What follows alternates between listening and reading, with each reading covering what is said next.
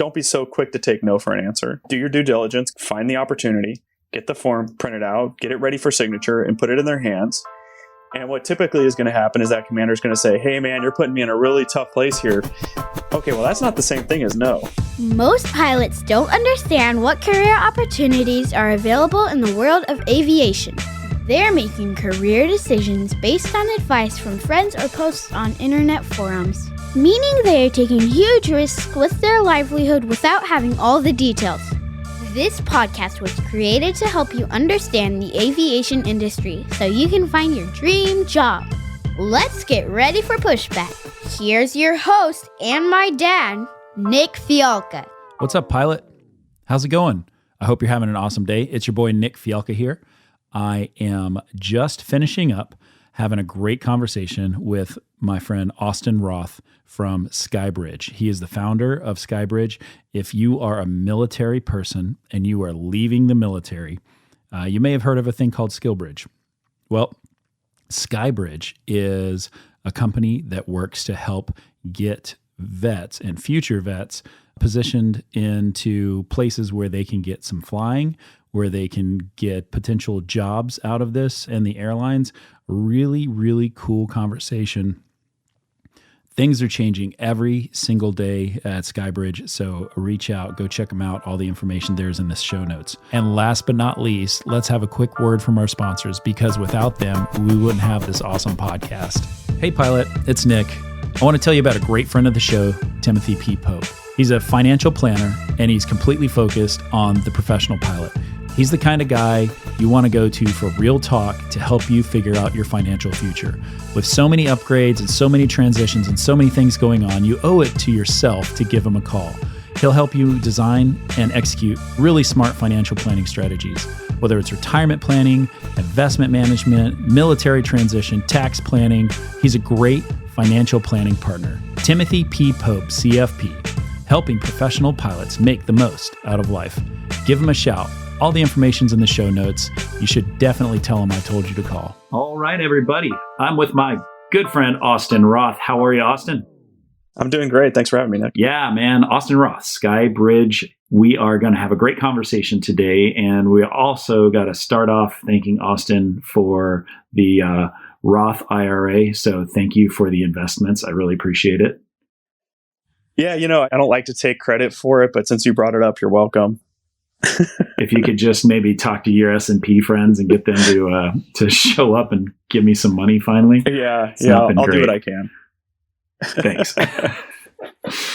All right, so SkyBridge, right? SkyBridge is a really interesting company, and I got to know Austin through a mutual friend, and I think that this is really important for the veterans out there. So if you're a military person currently on active duty, like this is an episode for you. If you're not military, it's still an awesome listen because it's just going to be a lot of fun and a great conversation.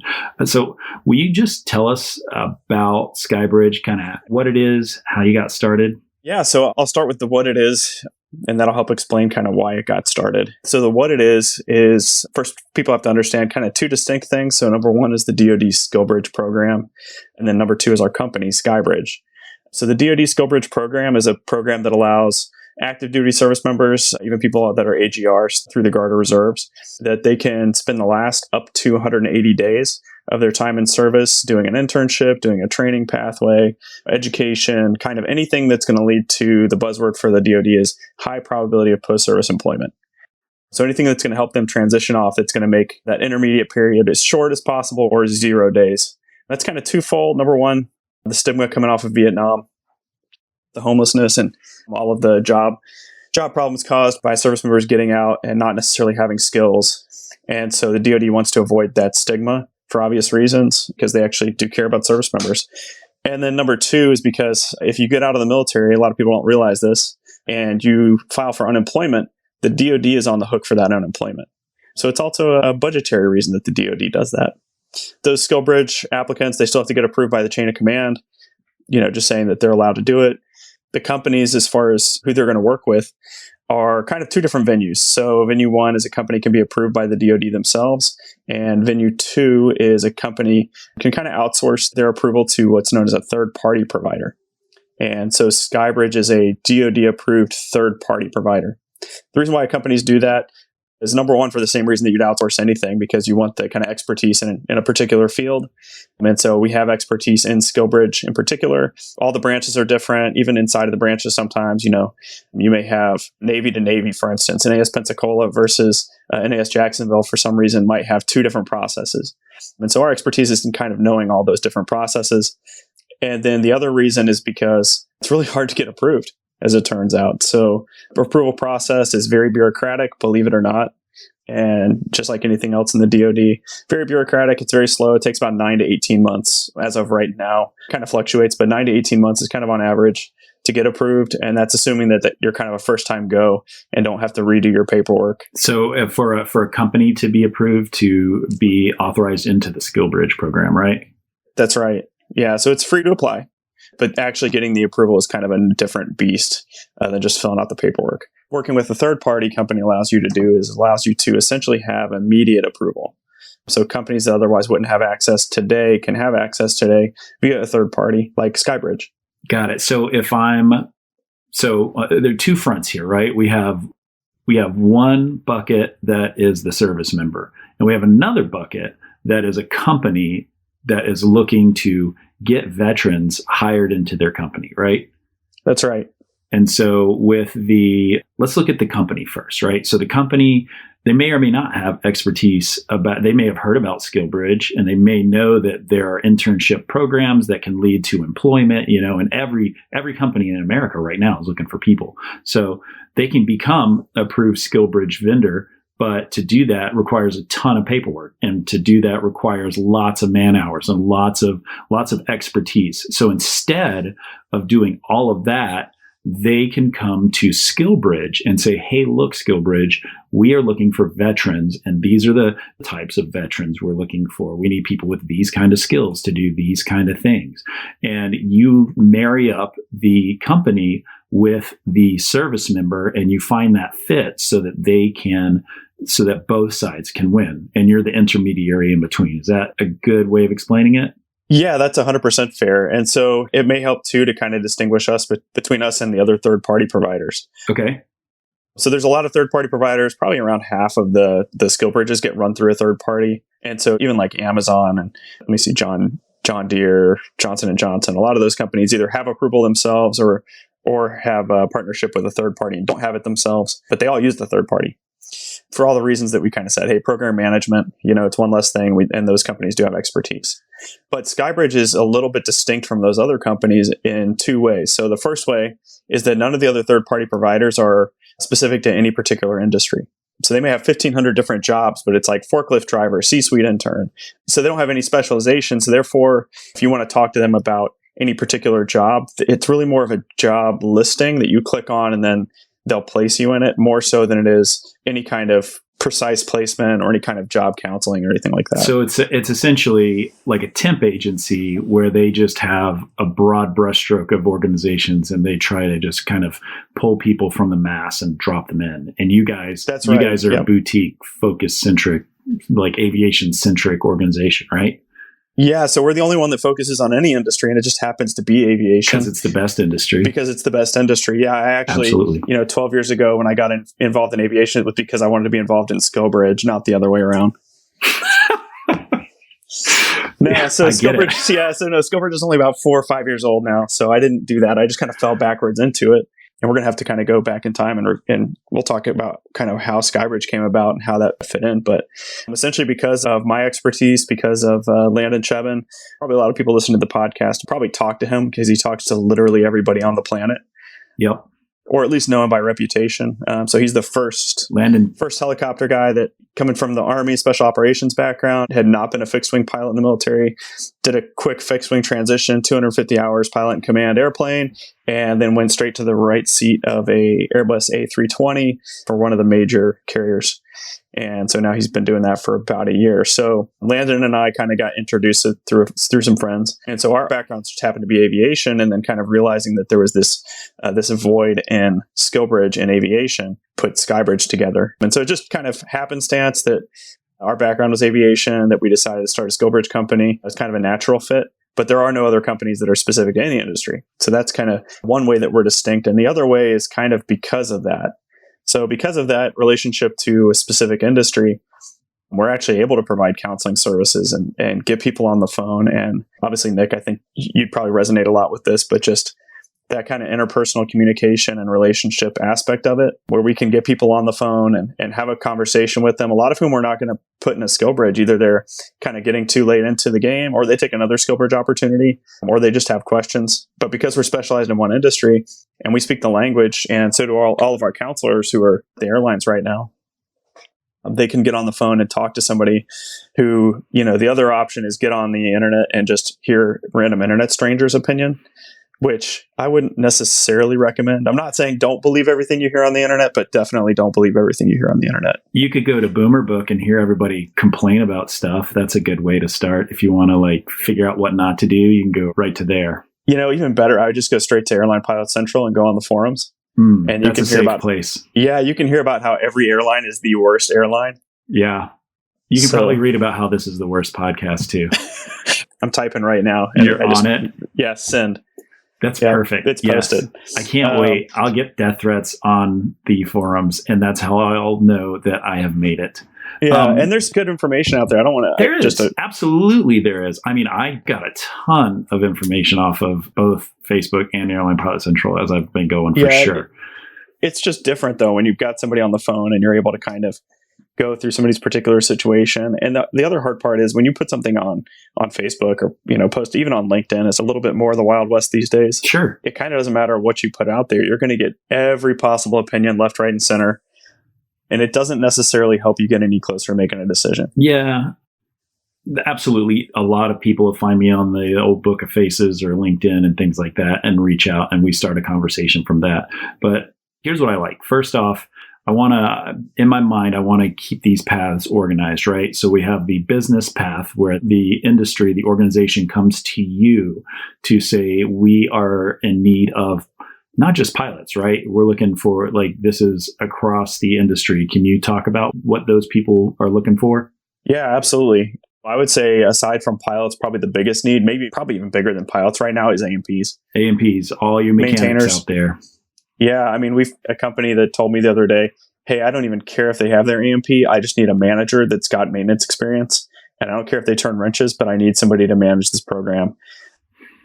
Yeah, so we're talking an officer or an enlisted that is in the aviation industry. You maybe have a maintenance background, maybe you're a flying background, maybe you're something in between. If you have aviation stink on you, this is a great opportunity to get your point for transition. Because honestly, look, when I got out, there was no SkillBridge, there was no nothing.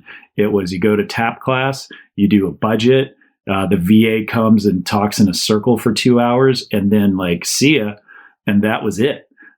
Here, up to 6 months, right? 6 months in the office, in the airplane, in the whatever to do.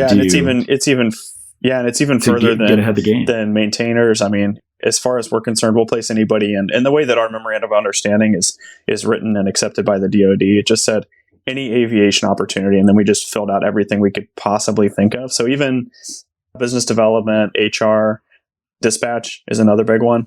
And so kind of anything, whether it's an aviation specific career field that you're coming out of that's got application in the civilian world, or whether it's, and probably by volume, this is a big one as well, not in the aviation field, but want to get into it. So whether that's you want to get trained as a flight attendant, you want to get trained as a pilot, by volume, pilot training is probably the biggest thing that we do. People that have no relationship to the aviation industry right now, but want to become a pilot is a huge one that we do.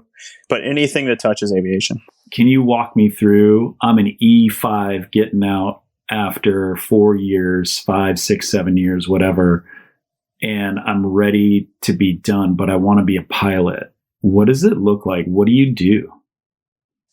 Yeah, so I think number one, the first thing you should do is you should contact SkyBridge. Uh-huh. We're forming a pretty good network of flight schools. We've got a number of partners. There's no exclusivity. And our partners all actually appreciate that because it allows us to place someone wherever the best place is for them and not to kind of shove a round peg into a square hole. And so what that's going to look like for you is, number one, I'd highly encourage you to talk to your chain of command, to start talking about SkyBridge as early as possible.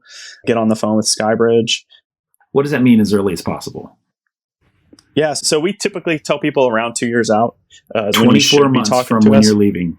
Yeah, which that part of the reason is because that aligns with the TAPS process. So SFL TAP for the Army, the Marine Corps calls it something different. But yeah, TAPS, they say you can start 2 years from your expected separation date. TAPS is that it's a class, it's kind of a series of classes that you have to go to before they let you leave the military. And it's eye-poking 101 and it's misery. But it's all the information that you need in a form in which you're not probably going to be able to digest it. Absolutely. It's death by PowerPoint. It's all those fire hose words. It's all those things.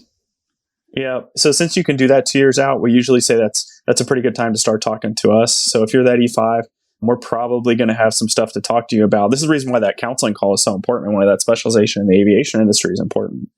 Because if you go to your career counselor, they're not going to know how to, if you're like, I want to become a commercial pilot, they're not going to realize that there's a difference between a commercial pilot and commercial multi-engine pilot and a restricted ATP versus a unrestricted ATP. They're not going to know any of that stuff. But so we do. So, okay, so get on the phone with us 2 years out.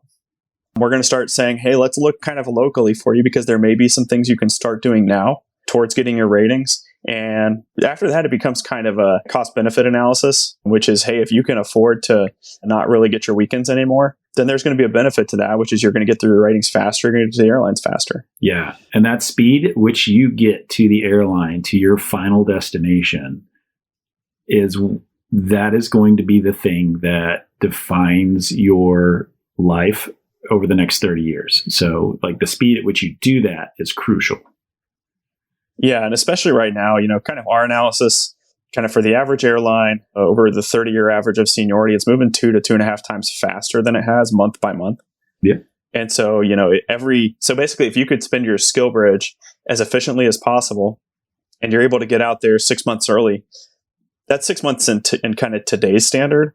But 3 years ago, that 6 months would have been a year to 18 months, somewhere in there, as far as seniority is concerned. Yeah. Absolutely. The other thing is the way that they do the math, it makes sense in a simplistic form, but it's actually wrong. So they'll do the math and say, well, so I could be making this, X amount now, or I could be making Y amount now. And that's what the difference is that difference between X and Y. But that's actually not true. What it is that last part of your career, right before you turn 65, it's 6 more months that you could have spent at your final destination airline making what you would have made as a, 12-year topped out 12-year captain pay, flying wide bodies. Yeah. I tell everybody that each year that you are not at your major airline, you're leaving $500,000 on the table. Yep. So now if you figure, 6 months of that, let's just say all you do, you don't use the first 2 years, you don't use the whole 2 years very efficiently, you only use your SkillBridge efficiently, then you're still looking at $250,000-ish worth of kind of career money that you're leaving on the table if you don't use your SkillBridge. So we've got kind of the one version of that where we talk to them and they're like, I think I can buckle down and I'll just lose my weekends or whatever. And I would say, start getting your ratings now. We'll look for a school for you. We'll be able to talk to you about where you can use your GI Bill benefits, some of the stuff that's available, cool, and that kind of thing. And start trying to figure that kind of avenue out to get you as far along down the road as we can before your SkillBridge. And then if you still need some ratings while you're on your SkillBridge, that's fine. We'll still be able to place you somewhere and get your ratings or give you time to do that. But ideally, kind of the most efficient way then would be doing your time building while you're on SkillBridge. Absolutely. Remember, this is also only for that E5 example where they don't have any time.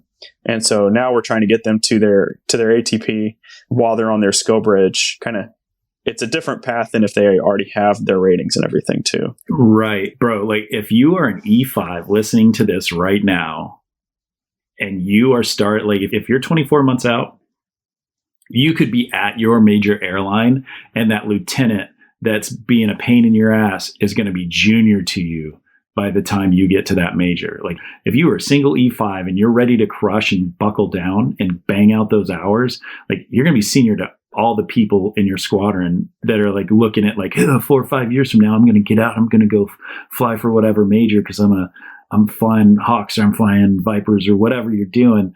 Like you're in the perfect spot. Yeah. You're going to be a living version of the I am the captain meme, right? Like, I am the captain now. That's right. That's right. Especially if you're Somali. It'd be perfect. Yeah, absolutely. It's unbelievable. I have actually flown when I was at the regional. I flew with a guy who was an AT in the Navy, and he did 3.5 years, something like that. He got out and then got all his ratings and was going and going and going. And man, that guy, he was the captain. I was the first officer, and he's been at American now for 3-4 years. He's a super cool guy. I'm always impressed. All the prior enlisted that I've ever flown with. It's just such a great story. It's so fun. If I can I tell a quick story about kind of how I got interested in the airlines? Of course. Because it relates back to this, E5. So just give a shout out to my friend, one of my mentors, Jim, aka Floyd Stevens. So he's a FO at American, flies 7.8s. So I got knee surgery, was sitting on the couch, decided to be a big boy and start a LinkedIn, because that seemed like what professional people were doing. Not a bad life. Yeah, exactly. And so I wasn't that interested in the airlines for a number of reasons. But so 2 weeks or so after I started my LinkedIn account, I got this random message from Floyd Stevens, and it said, hey, I saw you're a former infantryman. I'm a former infantryman. I was never a pilot in the military, but see that you're a pilot. What can I do to get you to American? Best use of your time. And I was like, I'm not even that interested in the airlines. I kind of messaged him back and I said, but I'm willing to talk about it. And I think we talked that night, maybe even for like 2 hours, either that night or the next night for like 2 hours. And he really just was very encouraging. But he was that guy who was E5, E6. I think he got out as E6, but he's been an American for 21 years now. And so he got out a number of years ago. He was an E2A, back before anybody called it E2A. Oh, man. That's what I'm talking about. Yeah. Enlisted to airmen, I think, or enlisted to airline. And can you tell the kids at home what E2A is? Yeah. Enlisted to something that starts with an A. It doesn't matter. Whatever you want to pick. He did that before that terminology was kind of popularized. So he did it the hard way. Get to the airlines. That's what it basically means. Yeah, that was really encouraging to me. And I definitely have a soft spot, being former enlisted myself as well, for people that are trying to take that path. Because it's not the easiest, most kind of intuitive way, but there's opportunities out there. Yeah. And the key here, it's such a difficult road to try to manage, and you need a mentor, and you need to reach out and find that person that can pick you up, take you by the hand, and walk you to where you need to be to show you that you can do it and that you will be great at it, because you don't know what you don't know in this industry. And that's a big part of what I'm trying to do here, is lay that out. And that's what you do day in and day out, is to get the information to the military vet that, hey, look, SkyBridge is here. SkyBridge is a thing. It's awesome. And one of the things I've been thinking about a lot, I get a lot of people that ask me about SkillBridge and how to do, when I should do it. And they're always really close to like, oh, I'm 8 months from leaving. I'm 10 months from leaving. And some people have a commander that, because it has to be authorized by your command, right? Mm-hmm. So some people have a command that are really great about it, and they're really looking to help. And some of them thinking about their end strength and what they're doing and what they need out of their military personnel. And you're in the military until the very last day, period, dot. What do you say, like, what's the conversation that you would have if you could talk to that commander? Well, so a couple things. First, I would talk to that service member. So we have that kind of hesitation all the time, which I don't think my chain of command is going to support it. Or I told them I wanted to do it and they said no. Matter of fact, after the RTAG convention, one night had a drink with a guy who basically laid out that exact same scenario. Well, I told my commander I want to do SkillBridge, and he said no. Very, very common. And so I said, okay, so let me ask you this. If you were going to take leave, and it was something that was really important to you, and you were going to take leave, you went to the boss and you said, I want to take leave, and they said, yeah, sorry, no. Would you say, darn, and just walk away and kind of kick rocks and be sad? Or would you say, okay, sir, yeah, I understand that, but here's my leave form. There's an approve and a disapprove block. So go ahead and, do what you have to do. But would you at least give him a leave form? And he said, well, yeah, obviously. And I said, well, did you at least find a SkillBridge opportunity? And did you give them the paperwork and make them fill out the thing and say no? And he goes, oh my gosh, you're right. He goes, I didn't do that. And I have that conversation all the time where it's like, well, did you put the form in their hand? Because no commander wants to see something that it quantifiably is going to help that person after the service. And none of them want to say no. They just perceive that for some reason they have to say no. So the first step I would say is don't be so quick to take no for an answer. Do your due diligence, find the opportunity, get the form printed out, get it ready for signature, and put it in their hands. And what typically is going to happen is that commander is going to say, hey, man, you're putting me in a really tough place here.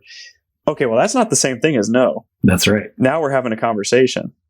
Conversation typically goes something like this. Hey, man, you're putting me in a really tough place here. You're the only person that does your job, or, we're short on instructors as it is. I just don't think I can afford to lose you for that long. Okay, well, the key thing there is he just said that long. Okay, well, how long could you afford to lose me for? So you can't do 180 days. Could we do 120 days, sir? Can do 179. Is that all you need is one day? Exactly. But now we're negotiating, right? So the other thing that factors into it is you can't kind of combine terminal leave with your SkillBridge. And so, I want to point this out too. The Army calls CSP the Career Skills Program. So if anybody Army is listening and they're like, I don't know what SkillBridge is, it is CSP. There's some differences a little bit, but it is part of the SkillBridge program. But so if you go to that commander and you're planning on taking a bunch of terminal leave, well, let's say I was going to take 60 days of terminal leave. All right. And they're like, well, I couldn't do more than 100. I couldn't afford to leave you for more than 60 days. Well, sir, you're going to lose me for 60 days just because of my terminal leave. What if I do 60 days more than that? Is that still something you could afford? Is that what you're saying? You could afford to lose me for 60 days more than just my terminal leave? Oh, yeah, that's what I'm saying. Okay, well, hey, rather than me taking all of this terminal leave, could I just take 120 days of SkillBridge instead of 60 days of SkillBridge and 60 days of terminal leave? Because it's the same amount of time. Now you're having a conversation. You're getting closer to what you want. The reason why that timeline is important is because certain companies have a minimum number of days that they're going to take you for. So, we kind of talked about that E5 path. If you're going to be getting ratings and that kind of thing, anybody's going to take you for any period of time because essentially you're a customer. When it comes time to, if you want to get placed with one of our Part 135 companies that we're partnered with, which we have a number of them, and they're going to type rate you, well, now that's a pretty big expense. They might have a $25,000 or $30,000 type rating that they're going to pay for.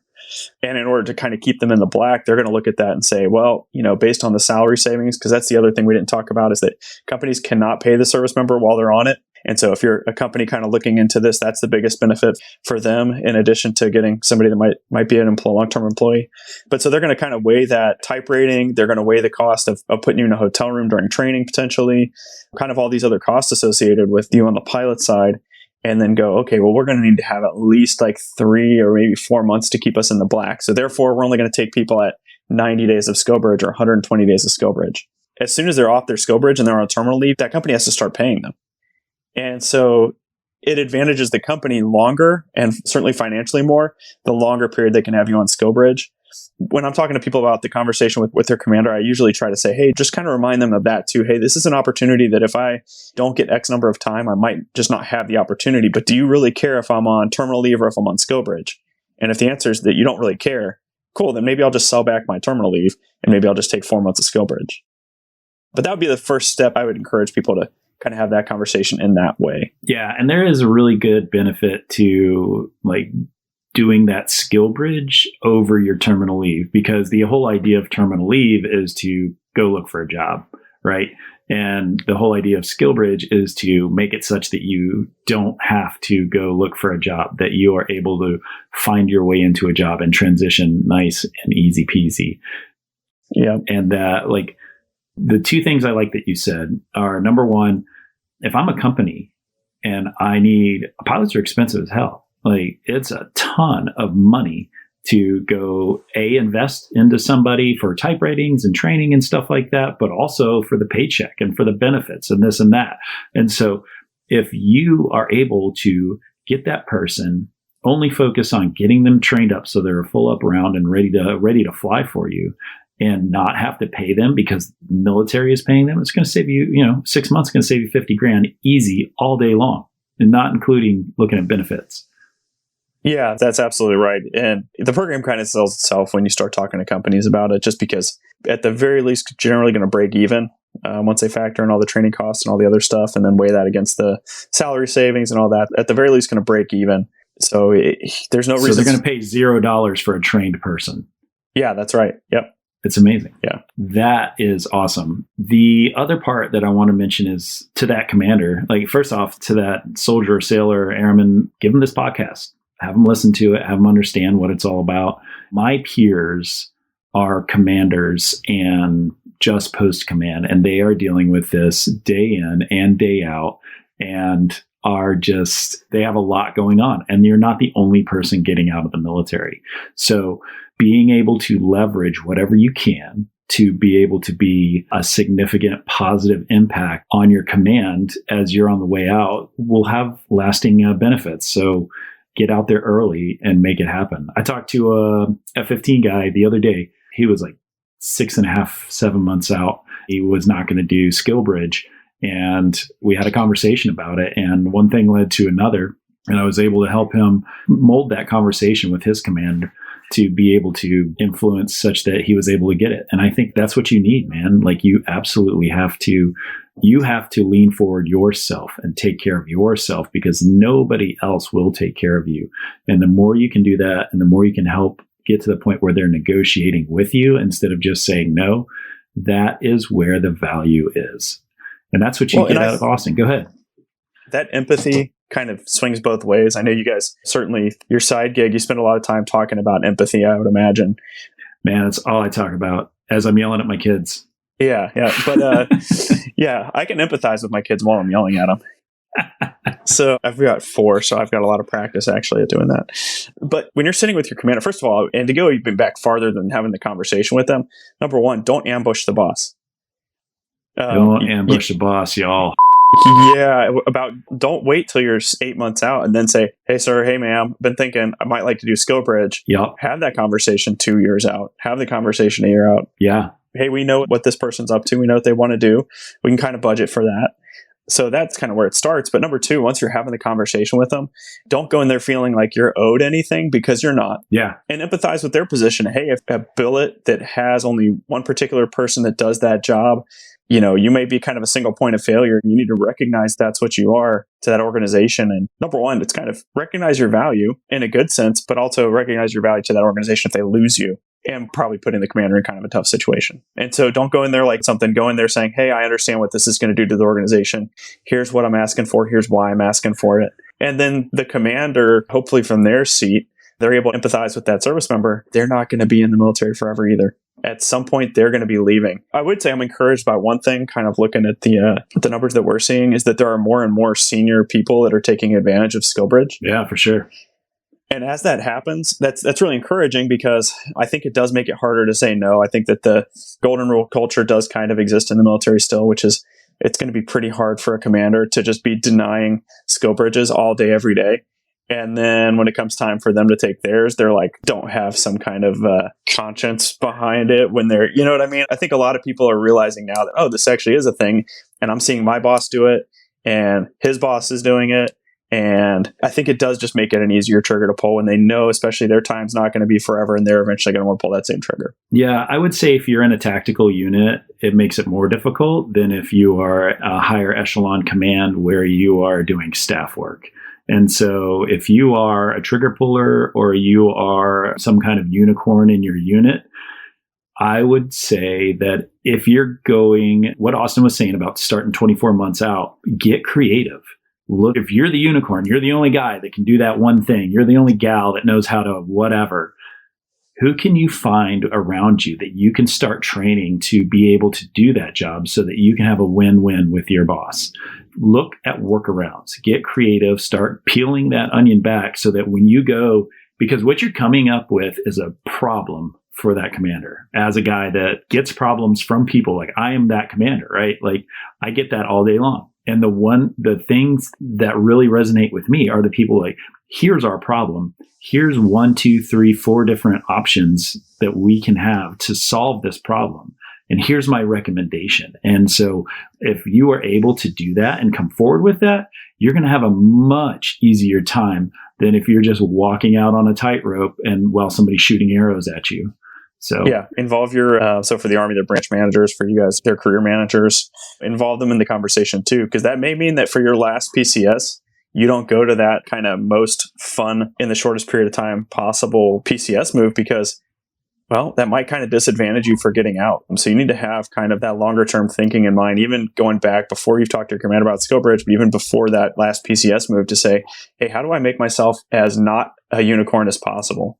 Yeah. How do I make myself as replaceable as possible for that last move? Yeah. And I'll say that we've been talking a lot about the enlisted side, which is a really important side. The other side is the officer side, the guys that are currently flying. If you're a helicopter person or you are any fixed wing aircraft or whatever, the Skillbridge and the SkyBridge avenues are absolutely for you as well.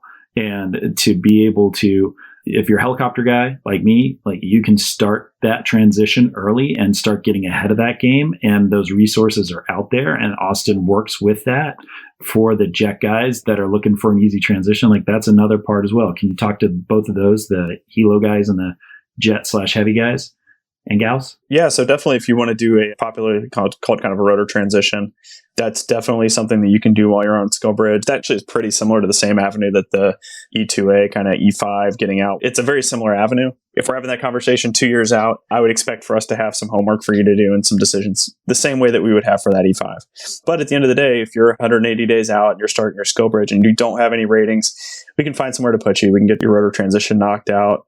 We certainly are aware of kind of all of the programs, so not just our own, other ones too, and we're happy to send people kind of wherever's best for them. You know, getting kind of away from that to somebody that's already got your ratings. Give a good example. So while we're at the RTAG conference, we got to do a breakout session and we brought one of our candidates up on the stage, Alex Trujillo. I think he would mind me talking about him. And so he came up on the stage and he was kind of the quintessential victory story, I think, as far as how you can use your Skillbridge effectively.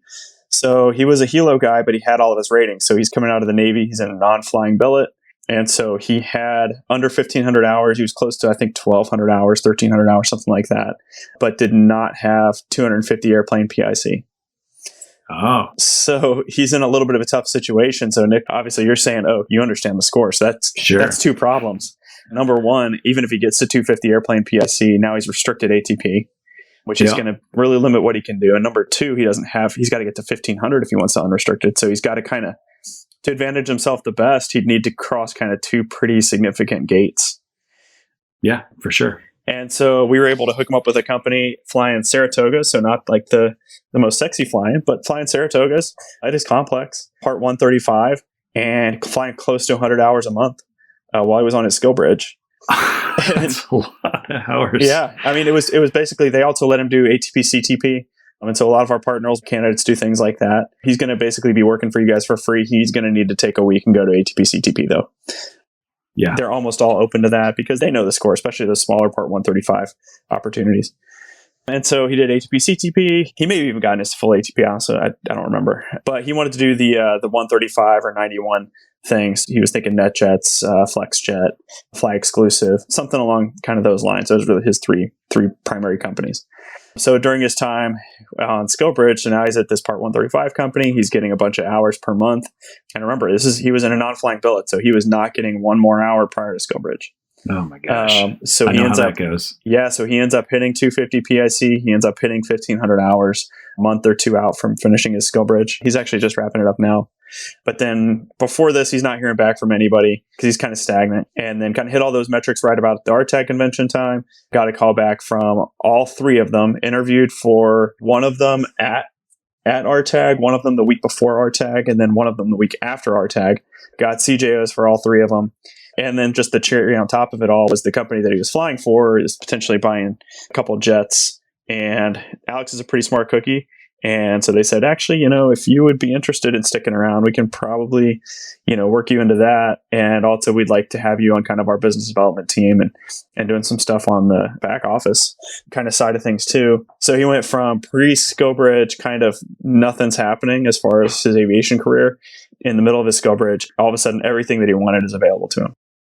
Yeah. And that just goes to show if you make yourself valuable, you are going to be an asset that they have to have. And that's like everything you go into, whether you think this is the destination or not, you should go in 110% and do everything you can to make yourself more and more valuable. That's awesome. Yeah. And it's funny, some of the feedback he got from his interviews was they were like, hold on, so you just went and like, here you are flying like high performance military helicopters. You've got some turbine time from Navy flight school. And then you just went and flew Saratogas. And a lot of people would look at that and be like, it's kind of a negative. But when he was interviewing, they looked at it as kind of a positive because they're like, hey, you're willing to do kind of the unconventional thing. You're willing to do what you have to do. That's right. even if it's not kind of the coolest thing. Yeah. I mean, go sweep the floors, go get dirty, like do what it takes to get what you need. Yeah. And so they looked at it as a positive, which I think is really encouraging. I love that. I love that, man. That's a great way, I think, to cap all this off. Thank you for spending some time with us, dude. This is so fun to talk about. I think that all the vets that are out there, you owe it to yourself to go down this road. Even if you're not sure if you want to do it, it doesn't cost you anything to get down and to go forward with it. For those of you that are companies that are looking for, gosh, man, if I only could find some pilots, where in the world could I find pilots, or where can I find people that want to get into aviation or that are maintainers? You know, if you have a need, which is every airline out there and every aviation company, like go hit Austin up. Like this is what it's about. Where can they find you, brother? Yeah, so they can find us on our website, skybridgevets.com. So skybridgevets.com. For service members, there's a Service Members Connect page. They can go on that, fill out the information. They'll get an email sent to them to book a call with us. And for companies, they can do the same thing, skybridgevets.com. Go on there, and there's potential partners. There's a page that they can go fill out the information, and then we can contact them and have a discussion. At the very least, they'll get more educated on Skillbridge as a DoD program, leave with kind of better armed that way at the very least. And then if I can real quick, just say, I'm starting to not be able to do this as much. But so when they get that, when the service members get that email back, that's got a place where they can sign up for a call and everything. I used to do a lot of the counseling calls. I'm doing less of them now. But it is absolutely the highlight of all of our counselors' day to walk away from one of those calls, because almost exclusively people, when we get off, they're like, thank you so much. I feel like I finally got to talk to somebody that understood what I was going through, that knew what I needed to do. You've brought up a lot of good things I hadn't thought about. You've kind of helped solidify some of the things I had thought about. It's the best part of our job. It is.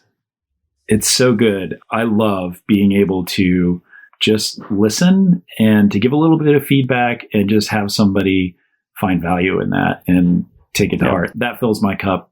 Oh my gosh, it's so awesome. And everything we do is absolutely free for service members. Apparently, I sometimes forget to mention that.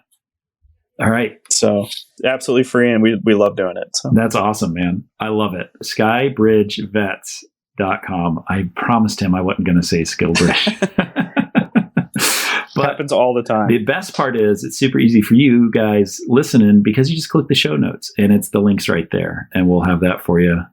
Austin, thank you for spending time. Thank you for the sacrifices that you have made for the veteran community. And I hope that you guys are a Fortune 500 company here in just a couple more months. So let's crush it. You know, between that and the Roth IRA thing, I've pretty much got it made. So yeah, I mean, gosh, thank you for your service. Yeah. All right, Nick, thank you so much for having me on the show. It was a blast. All right, buddy. Thanks. Have a great afternoon. Hey, before I let you go, I need to mention one thing, because a lot of people are asking me, can you do anything? Can you help me with this? And the answer is yes. At Spitfire Elite, we will make more millionaires this year than Major League Baseball will make in the next 5 years. Our company actually does this. It's called Spitfire Elite Interview Consulting. And you can find us over at SpitfireElite.com. Our clients, they call us the easy button for interview prep, because everything you need to crush your interview is there in one spot. Whether it's application review or interview prep, all of it is covered. We've helped thousands of clients who are now flying at their dream jobs because our coaches gave them the one-on-one feedback that they needed to succeed on the biggest day of their life. The best part of Spitfire is our community. All Spitfire clients will get access to our private chats where they can work with each other and they can work with our coaches and get the latest information on all the airlines. If you'd like to make sure that you are 100% ready to go on your big day, there is only one choice. Everything you need is in one place, and I think it's pretty affordable. You'll have to take a look for yourself. Just go over to SpitfireElite.com and check us out. Use the coupon code PODCAST and it'll save you 10%. And by the way, I will see you on the next episode. The statements made on this show are my own opinions and do not reflect, nor are they under any direction from my employer.